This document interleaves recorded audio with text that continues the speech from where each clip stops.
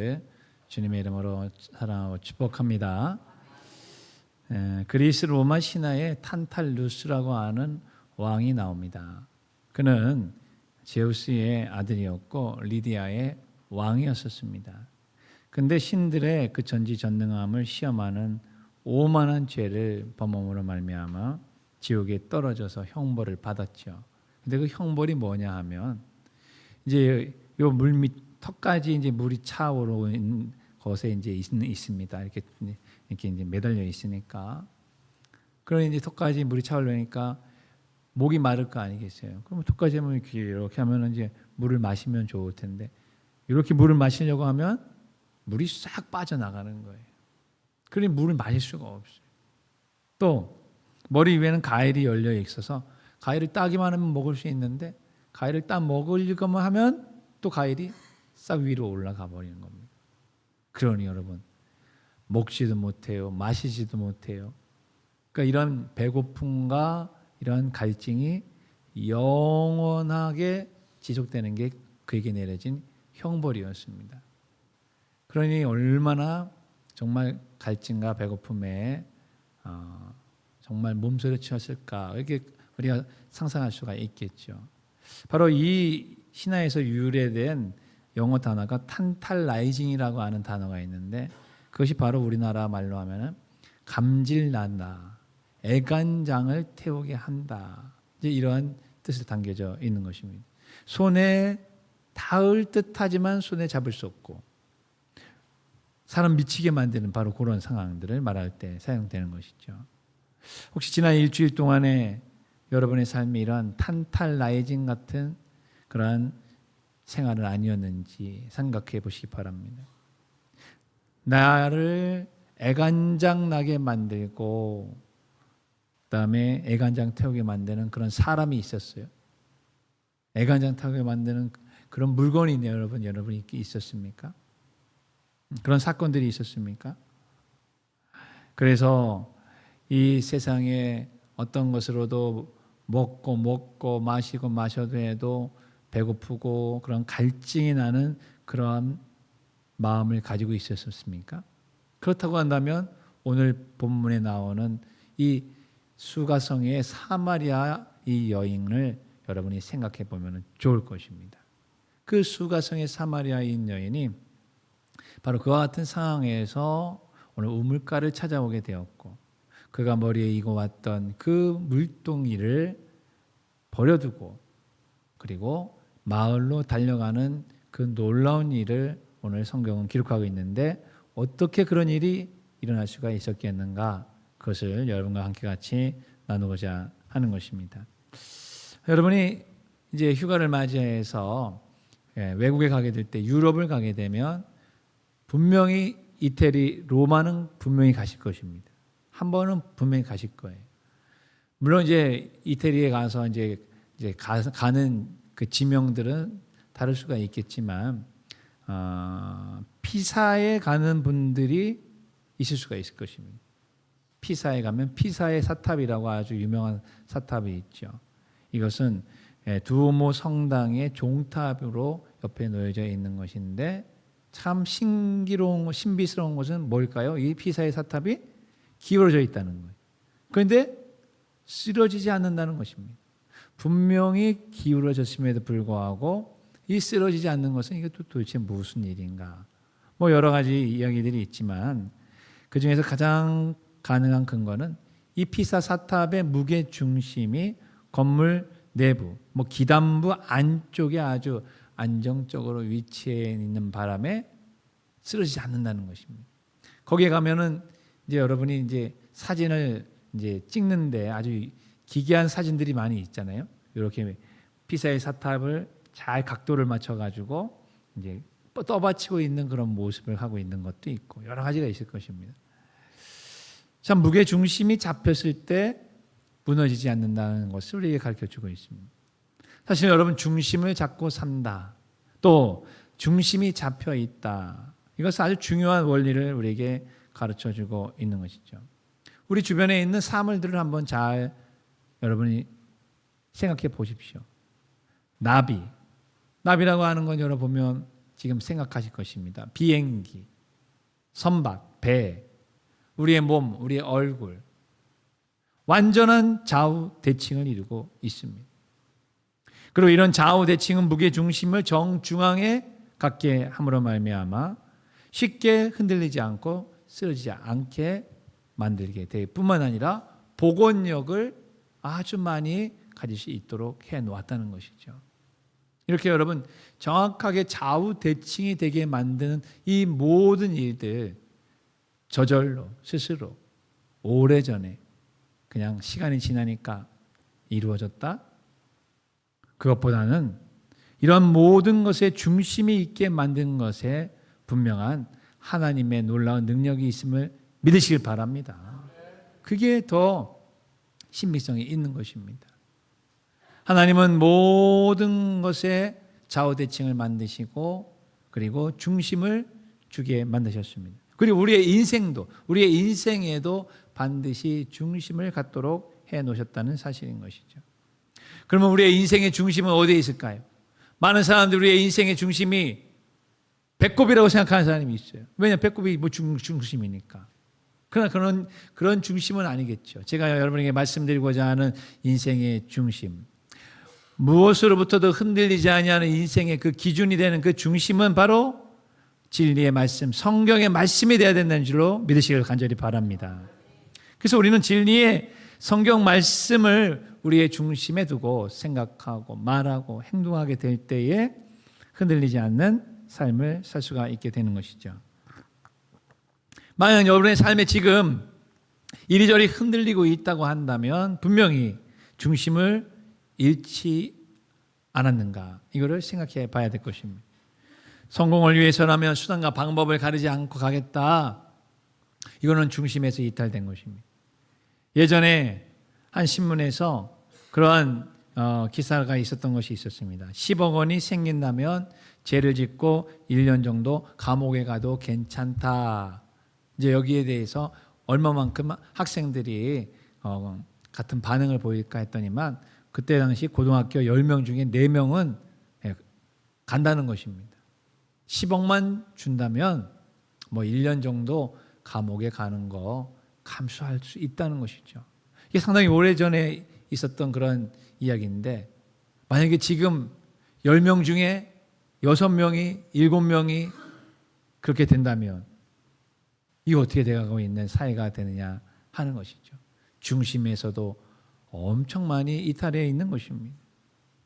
사람을 도구로 사용해서 돈을 벌고 쾌락을 얻어도 된다고 하는 가치관은 행복의 노선에서 탈선한 것입니다. 또 우리 청소년들이 혼전 성관계와 동성연애를 당연시 여기고 가능과 간통이라고 하는 것을 옳다고 주장하고 낙태라고 하는 것을 그냥 마음대로 해야 되겠다라고 하는 이 모든 것들은 바로 하나님의 기준에서 벗어나도 많이 벗어나 있는 것입니다. 또 이웃의 아픔을 외면한 채 그냥 나만 배불리면 된다라고 하는 그런 생각은 공동체를 파괴시키는 것이죠. 우리 신앙인들 중에도 믿음과 신앙보다는 물질의 풍요, 좀 더 많은 돈을 더 벌기 위해서는 예배를 빠지고 주일을 빠지고 해도 괜찮다라고 하는 생각하는 것은 지금 중심에서 많이 벗어난 것입니다. 그렇게 된다면 흔들리는 것은 당연한 것일 뿐만 아니라 흔들리면 언젠가는 넘어지게 쓰러지게 되어져 있다는 것입니다. 우리 그리스도인들은 하나님의 말씀이 우리의 생각의 기준이 되며 가치 판단과 행동의 중심이 되어야 되는 줄로 믿습니다. 그렇게 되기 위해서는 바로 십자가 중심의 믿음을 우리가 늘 갖고 있어야 된다는 것이 십자가 중심. 흔들리지 아니하는 인생이 되기 위해서는 내 믿음의 중심에 십자가가 있을 때에 그 어떠한 상황과 유혹 속에서도 흔들리지 않게 된다는 것입니다. 이제 본문에 나오는 수가성의 사마리아 여인을 한번 보겠습니다. 그녀는 지금 물동이를 가지고 우물가로 왔습니다. 물을 채우기 위해서 가져온 것입니다. 그녀는 어떤 마음으로 왔겠습니까? 그녀는 지금 자기 중심적인 삶을 살다가 와 있는 것입니다. 의심과 불안과 연민의 정으로 가득 찬 채 그는 지금 우물가에 와 있는 것이죠. 특별히 그녀의 삶에 이 남편, 남자라고 하는 중심을 가지고 살았다는 사실을 알 수가 있습니다. 오늘 본문에 우리가 읽지는 않았지만 우리 요한복음 4장 앞절을 보게 되게 되면 예수님과 말씀하면서 예수님께서 이 여인에게 너의 남편을 불러오너라 라고 했을 때 나는 남편이 없습니다.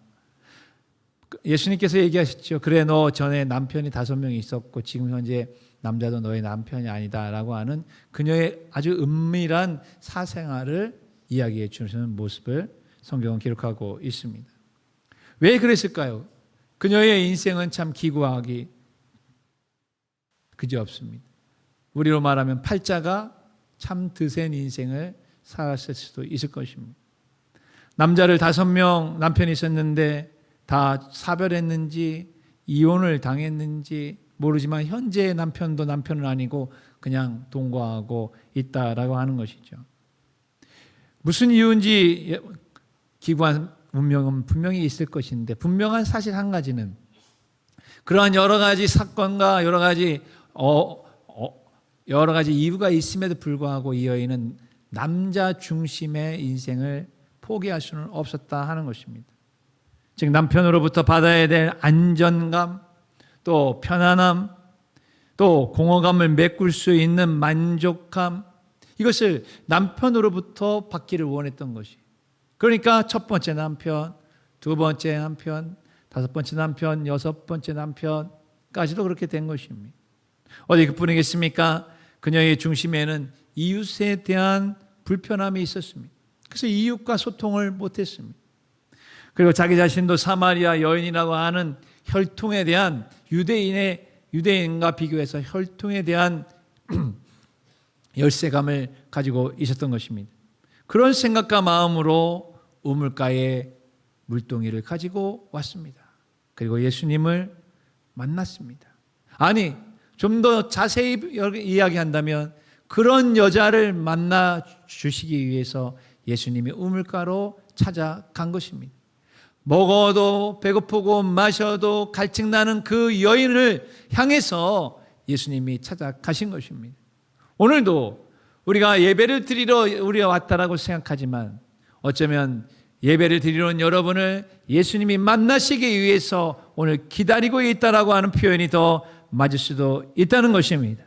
사랑하는 성도 여러분, 우리 사마리아 여인이 그곳에서 예수님을 메시아로 만났을 때, 구세주로 만났을 때 그녀의 중심에 있었던 도저히 그녀를 채울 수 없고 도저히 그녀를 만족시킬 수 없었던 그 만족이 예수님으로부터 왔다는 사실을 믿으시기를 간절히 바랍니다.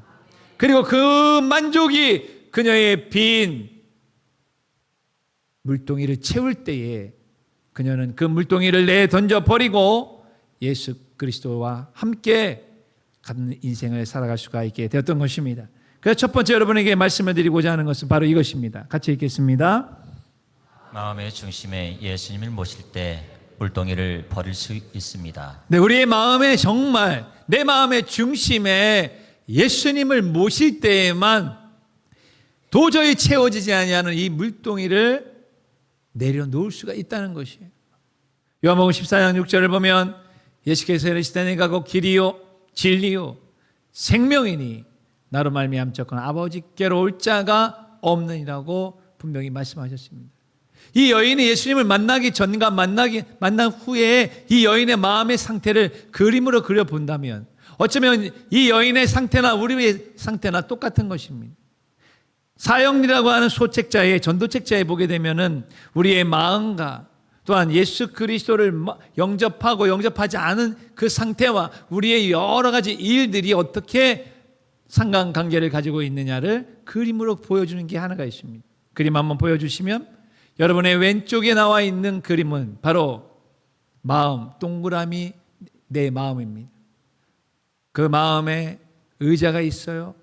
그 의자에 이라고 하는 나의 자아가 왕으로서 왕좌에 앉아 있는 것입니다. 십자가는 예수님을 상징합니다. 예수님은 지금 내 마음 어디에 있어요? 바깥에 계십니다.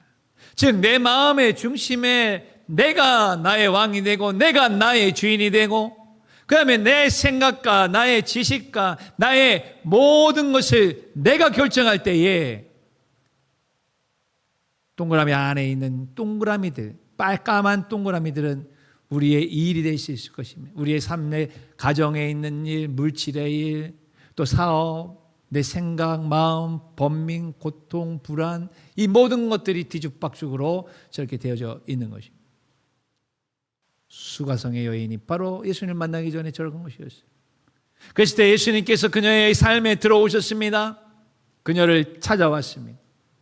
그녀에게 꼭 필요한 이야기를 해주었습니다. 그 그림 띄워놓으시면 바로 예수님께서 오른쪽에 그녀의 마음 안에 자리 잡으셨습니다. 그녀는 지금 어디에 와 있을까요? 그녀의 왕이 되었던 자기 자신은 예수님의 발치 앞에 이 무릎을 꿇고 지금 예수님을 모신 것입니다. 그렇게 될 때에 뒤죽박죽이었던 인생의 모든 일들이 질서정연하게 저렇게 가지런하게 모양을 갖게 되는 것입니다. 사랑하는 성도 여러분, 우리의 마음의 주인이 나에서 예수님으로 변화되시기를 축원합니다. 내 마음의 중심에 나의 에고, 나의 자아를 내려놓고 예수 그리스도를 모셔드릴 때에 뒤죽박죽이고 그리고 계속해서 나를 힘들게 만들고 불안하게 만들고 내 마음을 산란하게 만드는 모든 일들이 질서정연하게 제 자리로 돌아가게 되는 것입니다. 이것을 우리는 꼭 경험하면서 마음의 중심에 예수님을 모시는 사람이 될 때에만 무거운 물동아리를 던져버릴 수가 있게 된다는 것입니다. 두 번째 같이 읽겠습니다. 문제의 근원을 예수님께 드릴 때 물동이를 버릴 수 있습니다. 네, 이 사마리아의 여인이 우물가로 온 이유는 당연하죠. 물동이이고 안에 물동이를 뭐 이렇게 끼고 오실 겁니다. 그 물동이의 크기는 30리터에서 34리터 정도가 들어간다고 해요. 그러니까 엄청 큰 거는 아닐 것입니다. 여러분 만약에 물동이가 너무 커버리면 물을 많이 담을 수는 있지만 그거를 이동시켜서 집에 가져올 수는 없잖아요. 그러니까 물을 담아서 이동해 올 수 있는 그 양만큼을 바로 크기가 될 수가 있다 하는 것이죠. 실제로는 그 물동이에 물이 집에서 떨어졌으니까 밥해야 되잖아요. 그죠? 빵을 먹고 해도 밀가루를 반죽해 서 개려면 물이 있어야 되지 않겠습니까? 어디 사람이 밥만 먹고 삽니까? 얼굴도 씻어야 되고 빨래도 해야 되고 또 물이 막히면 목마르면 물도 마셔야 되니까 당연히 물을 기르러 온 것은 당연히 자연스러운 것입니다. 그런데 그녀가 제6시 정오에 물을 기르러 왔다고 하는 게 오늘 이 사건의 아주 핵심이 되는 것입니다. 여러분 오늘도 엄청 뜨겁습니다. 이번 주는 더 뜨겁다고 얘기합니다. 계속해서 우리나라도 연이어서 계속 폭염 그다음에 최고 온도가 갱신되고 있습니다. 예전에 어떤 신문에서 그런 카피 문구를 본 적이 있었어요. 올해 여름이 가장 시원한 여름이라고 생각될 것입니다. 이런 것이 있더라고요. 그렇죠, 여러분. 작년을 생각해 보세요. 그 작년을 생각해 보세요. 그 다음에 내년을 생각해 보세요. 올해도 더웠는데. 근데 올해가 내년보다 더 시원했다고 한다면 만약에 내년은 그러면 어떻게 되는 겁니까? 만약 이러한 때 폭염이 이렇게 막 내리치는 때 정오 12시, 오후 1시, 2시 막 이런 때 여러분 나가서 밭에 가서 일하면 대요 안 돼요? 큰일 납니다. 큰일 납니다. 열사병에 그대로 걸리고 탈수, 탈진 다 되는 것이에요. 이런 태양볕이 이렇게 강하게 내리치는 이런 때에 물동이 끼고 우물가로 간다. 사람이 거기에 있을까요? 없을까요? 없어요. 왜 갈까요? 사람 없으니까 간 거예요. 왜 사람 없으니까 갈까요? 사람 비기 싫으니까. 사람 만나기 싫으니까. 사람을 아예 상대하기 싫으니까. 그렇게 해서 간 거 아니겠습니까? 그렇다고 한다면 이 여인을 무엇보다도 우물가로 내몰게 한 그 근원은 바로 그녀 안에 있는 엄청난 삶의 스트레스가 분명히 있었다는 사실을 알 수가 있는 것입니다. 그것은 좀 전에 얘기했던 관계에서의 스트레스일 것입니다. 아까 남편을 5명이 있었고 지금도 남편도 남편이니까 남편과 가정에서의 스트레스가 분명히 있었을 것이에요. 그 다음에 정오에 나가서 그것을 물을 길러가야 하니까 이웃을 만날 수 없는 이웃과의 스트레스가 있었을 것입니다. 그리고 자기 자신과의 자기만이 알고 있는 스트레스에 분명히 노출되어져 있었다 하는 것이죠. 그러면서 또 하나 이 여인에게 가장 심적이 있는 것은 자기가 사마리아인으로서 그래도 하나님을 예배를 해야 될 텐데 하나님을 온전히 예배하지 못하고 있다. 하나님을 제대로 섬기지 못하고 있다고 하는 이러한 종교적인 신앙에 있어서 하나님 앞에 온전할 수 없다라고 하는 그 스트레스가 엄청 났던 것입니다. 바로 그러한 때에 예수님이 그 여인을 찾아오신 것입니다. 또한 그러한 때에 여러분과 저를 찾아오신 줄로 믿으시길 간절히 바랍니다. 요한복음 4장 34절 보면 예수님께서 이르시되 나의 양식은 나를 보내신 이의 뜻을 행하며 그의 일을 온전히 이루는 것이다. 그렇다면 하나님의 뜻이 무엇일까요? 하나님의 뜻은 모든 죄인들이 구원을 받고 영생을 얻는 것이 우리 하나님의 뜻인 줄로 믿습니다. 그것을 위해서 예수님이 오셨고 그것을 위해서 사마리아 여인을 찾아가셨고 그 일을 위해서 바로 오늘 이 자리에 우리에게도 오시게 되는 것입니다. 그런데 분명한 사실은 이러한 하나님의 뜻을 알고 반응해야 될 인간들이 이러한 예수님에게 반응을 하지 않는다는 것입니다. 왜 그럴까요? 그 이유는 간단합니다. 고린도전서 15장 47절을 한번 같이 읽어보겠습니다. 시작. 첫 사람은 땅에서 났으니 흙에 속한 자이거니와 둘째 사람은 하늘에서 나셨느니라. 우리는 다 땅에서 났고 우리는 다 땅에서 태어나서 죄악 가운데 태어나고 죄악 가운데 살다가 죄악 가운데 죽어서 지옥에 갈 수밖에 없는 운명을 타고 이 땅에 태어난 것이고 예수님은 하늘에서 이 땅에 오신 분이시기 때문에 존재가 다르다는 것입니다. 또 요한복음 3장 12절에서 13절을 보게 되면 같이 한번 읽습니다. 내가 땅의 일을 말하여도 너희가 너희가 믿지 믿지 아니하거든 하물며 하늘의 일을 말하면 어떻게 믿겠느냐. 하늘에서 내려온 자 곧 인자 인자 외에는 하늘에 하늘에 올라간 올라간 자가 자가 없느니라. 예. 그러니까 땅의 일만 알고 있는 우리가 하늘의 일을 알 수 없는 것은 당연한 것입니다. 여러분이 성경을 읽다 보면 목사님 성경이 도저히 이해가 안 됩니다. 당연한 것입니다. 성경이 다 이해가 됩니다. 처음엔 그럴 수 없어요. 성경이 이해가 안 된다면 여러분은 정상인 것이에요. 왜? 저와 여러분은 땅에서 태어난 인간이기 때문에 하나님의 전능하신 그 일을 다 이해할 수가 없는 것이에요. 그러니까 너무 걱정하지 마시고 계속 성경을 읽으시길 간절히 바랍니다. 성경을 읽다 보면 이해되는 것이 아니라 믿어지게 되어져 있고 성경을 읽다 보면 하나님이 믿어지게 될 때에 하나님의 역사가 이해되게 되어지면서 하나님의 놀라우신 능력과 그 사랑과 섭리를 찬양하는 사람이 되게 되는 것입니다. 그러므로 휴가를 맞이해서 성경을 읽으시려고 하는데 성경을 펼 때에 이해가 되지 않는다고 성경을 덮는 것은 오히려 그것은 해가 되는 것입니다. 성경은 절대적으로 이해할 수가 없어요.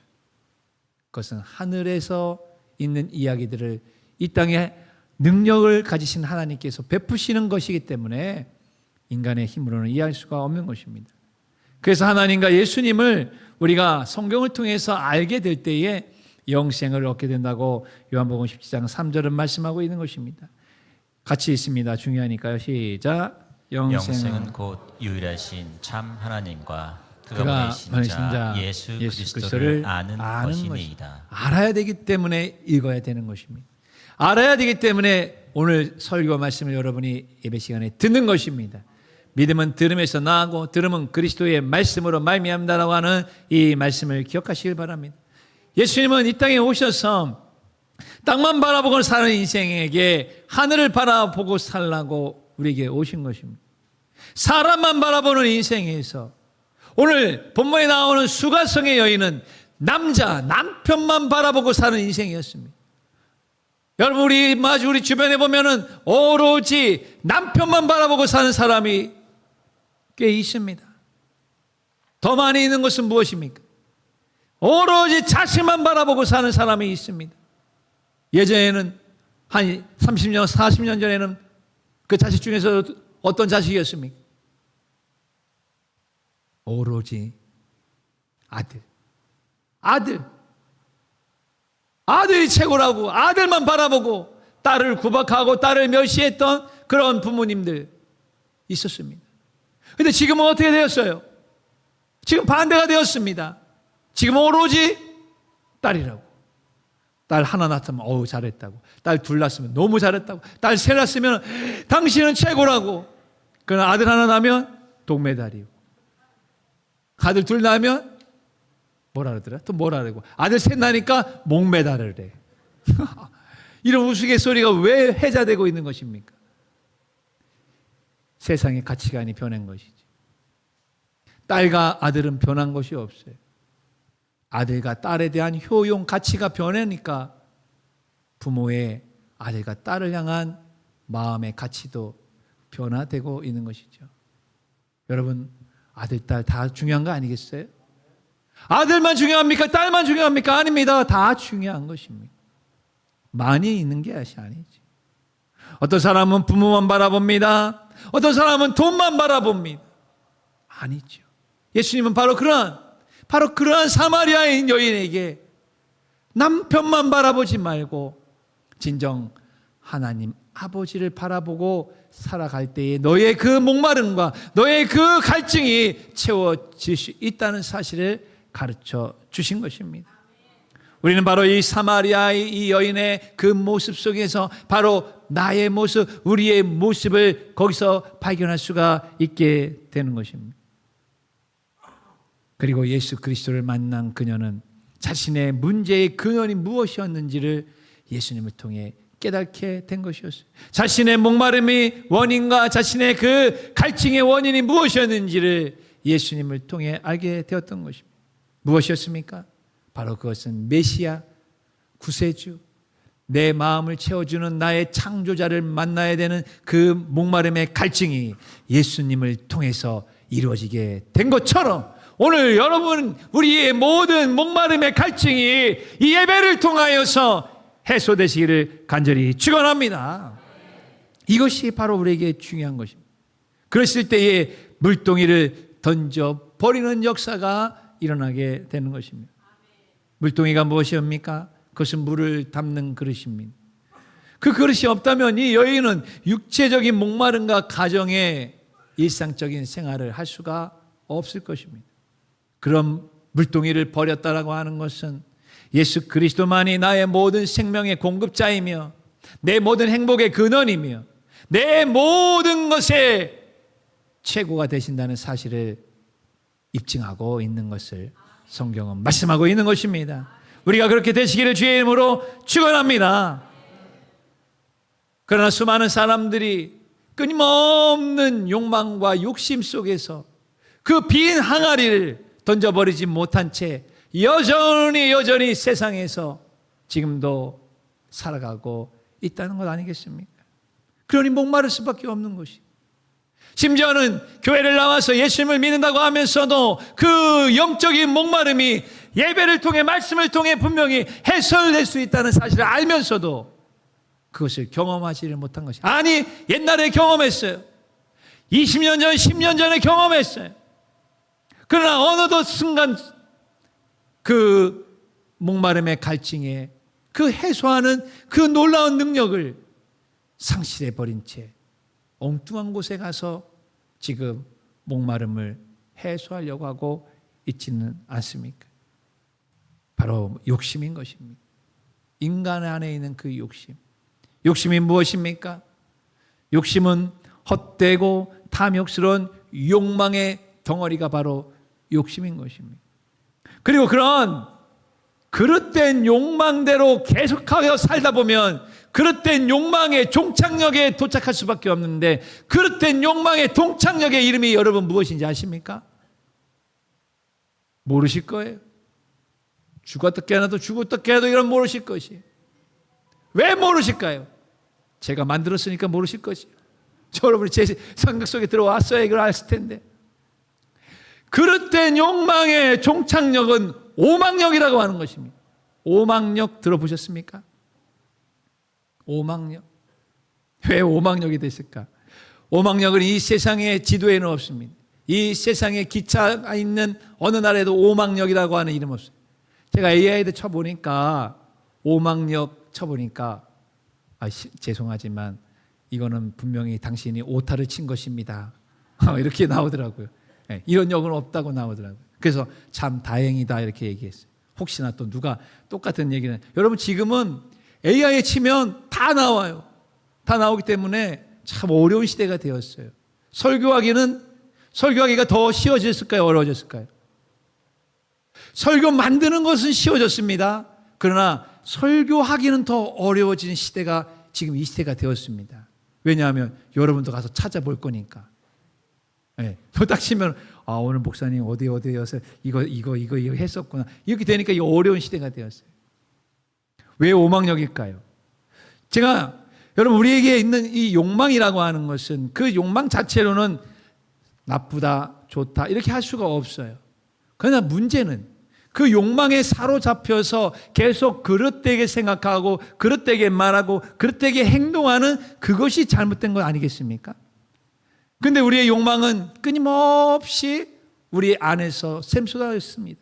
끊임없이 욕망이 우리를 계속해서 자극합니다.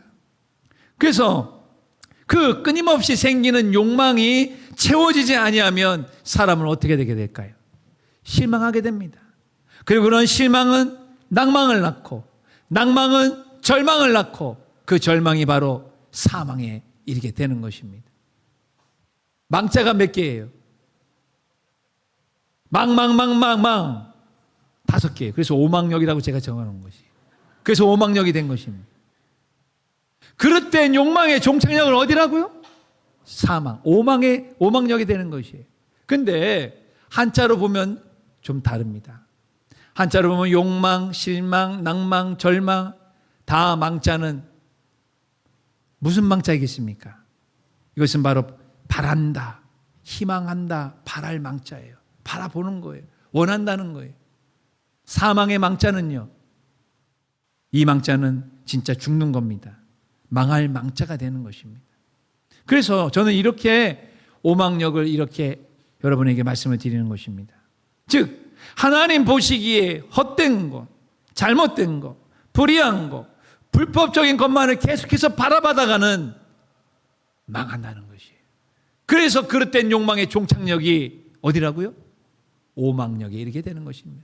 야고보 사도도 야고보서에서 분명히 우리에게 말씀하고 있습니다. 야고보 1장 14절 15절 같이 있습니다. 시작. 오직 각 사람이 시험을 받은 것은 자기 욕심에 끌려 미혹됨이니 욕심이 잉태한즉 죄를 낳고 죄가 장성한즉 사망을 낳느니라고 말씀하십니다. 그러므로 여러분 오망역을 향해 가서는 절대 안 되는 줄로 믿습니다.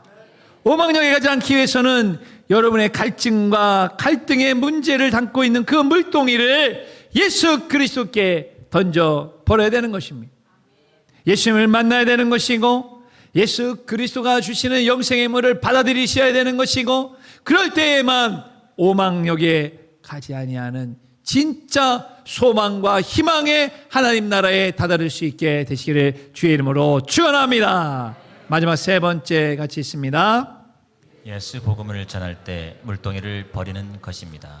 예수님을 만나 자신의 영적인 허기와 갈증을 채운 사마리아 여인을 보십시오. 그 여인은 곧바로 마을로 들어갔습니다. 성경 표현이 아주 너무 리얼합니다. 오늘 보면 28절 29절 보면 이 여자가 뭐를 버려두고요? 물동이를 버려두고 동네로 들어가서 사람들에게 말합니다. 나의 행한 모든 일을 내게 말한 사람을 와서 보라. 이는 그리스도가 아니냐. 와서 보라. 와 보라라고 하는 것입니다. 이 여인의 말로 말미암아 동네 사람들이 예수님께로 와서 예수님이 어떤 사람인지를 알게 되고 예수님을 모시게 되고 예수님을 통하여서 그들의 물동이를 던져버리는 역사가 그 다음에 일어났다는 사실을 믿으시길 간절히 바랍니다. 와 보라, 와 보라. 여러분, 이제 제가 지난번에 제가 작사 작곡했던 갈 바를 알지 못하고 하고 하는 그 찬양 이후에 2탄 찬양이 나왔습니다. 두 번째 찬양이 이제 곧 이어서 여러분에게 그 찬양을 이제 예배 시간에 들려드릴 텐데, 어떤 사람이 맨날 그러는 거예요. 아유 목사님, 맨날 갈 바를 알지 못하고만 찬양하니까 사람들이 다 어디로 가야 될지 저리로 가야 될지 맨날 헤매고만 돌아다니는 것 같았는데 다른 찬양 없습니까? 그래가지고 제가 그러면 2탄은 그러면 제가 그러면 와 보라 이렇게 얘기했어요. 갈 바를 알지 못하고 희망을 잃어버리고 어디로 갈지 무엇을 할지 모르는 그런 인생들에게 와 보라, 이 역사가 바로 지금 수가성에 있는 여인에게 있지 않았습니까?